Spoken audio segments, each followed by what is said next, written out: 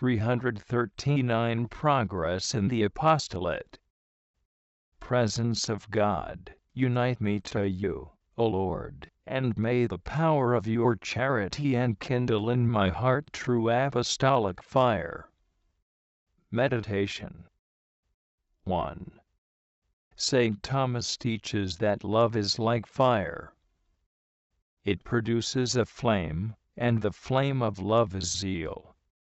If the fire burns intensely, then the flame will also be intense and devouring. True apostolic zeal is the spontaneous result, the normal fruit of intimate contact of the soul with God through love. The more a soul is united to God by love, the more it becomes enveloped in the flame of His charity, participating in His infinite love for men, in His eternal zeal for their salvation. Thus it necessarily becomes apostolic.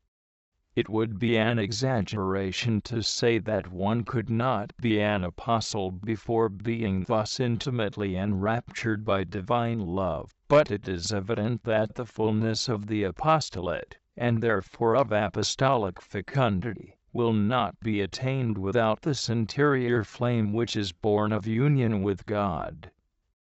Until we attain this, we must consider ourselves beginners in the apostolate, like apprentices who apply themselves to an art, executing this or that work, without yet being sustained or led by personal inspiration.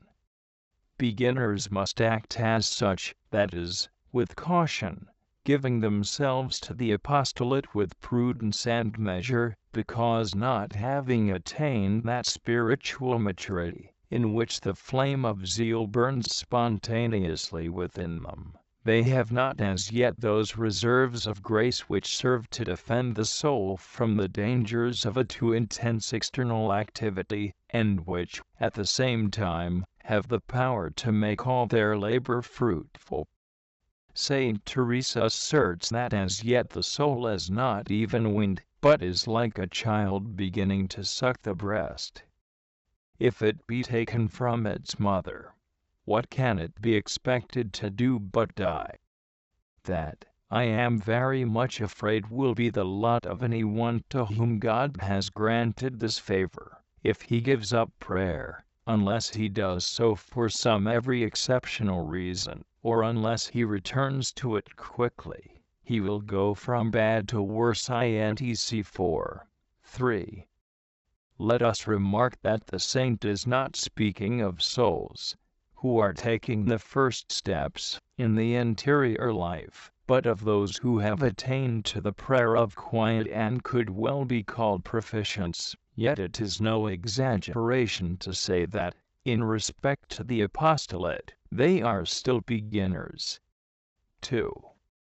Saint Teresa shows us a soul at the moment in which, in consequence of the charity which unites it to God, there is born in it the interior flame of the apostolate.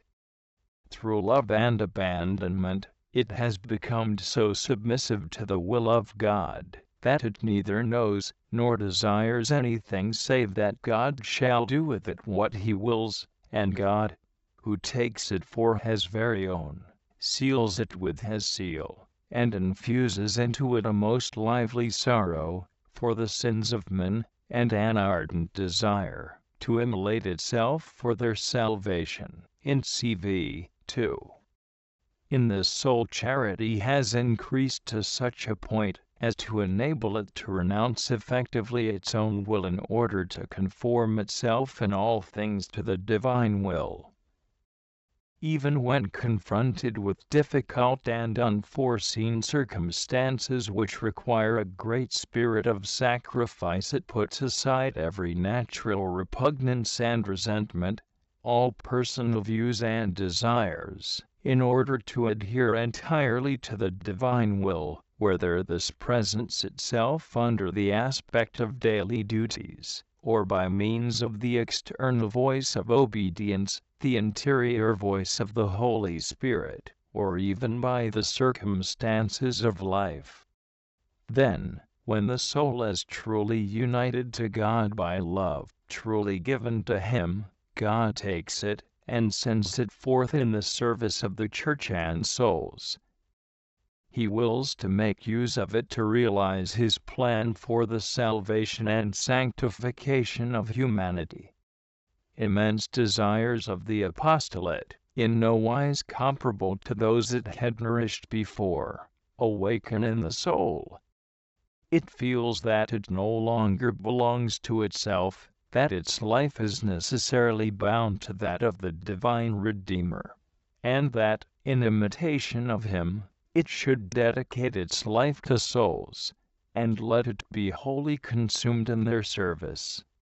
Even those who apparently live isolated from the world, and from external contact with men religious in their cloisters, contemplatives in hermitages and deserts, become eminently apostolic when they have reached this state. Their whole life of prayer and sacrifice is orientated toward one ideal: to make reparation for the sins of mankind, to save souls.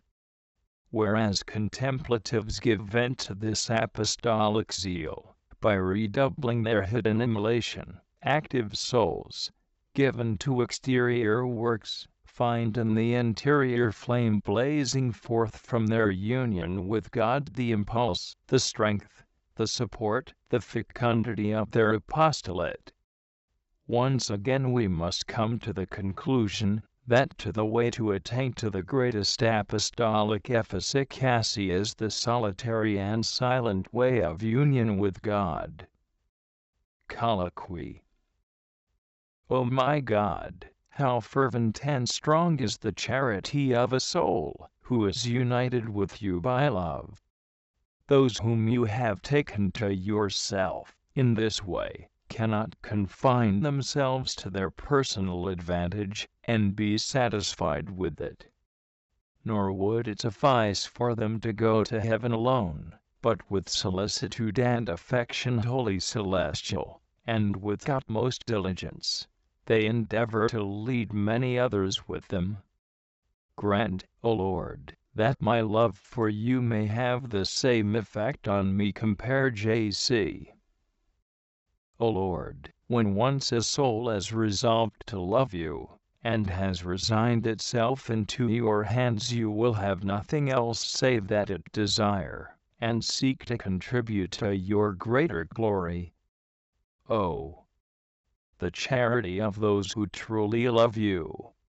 How little rest will they be able to take if they see they can't do anything to help even one soul to make progress and love you better, or to give it some comfort, or save it from some danger. How insupportable would their rest become for them?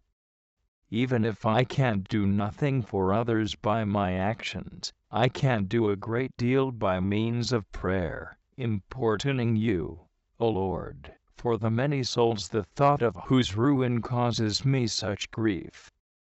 I would lose my own comfort, and look upon it as well lost, for I am not thinking of my own pleasure, but of how better to do your will. O my God, as time goes on, my desires to do something for the good of some soul grows greater and greater, and I often feel like one who has a large amount of treasure in her charge, and would like every one to enjoy it, but whose hands are tied, so that she cannot distribute it. Unable to contain myself any longer, I call upon you, O Lord, beseeching you to find me a means of gaining some soul for your service. TJF 5-1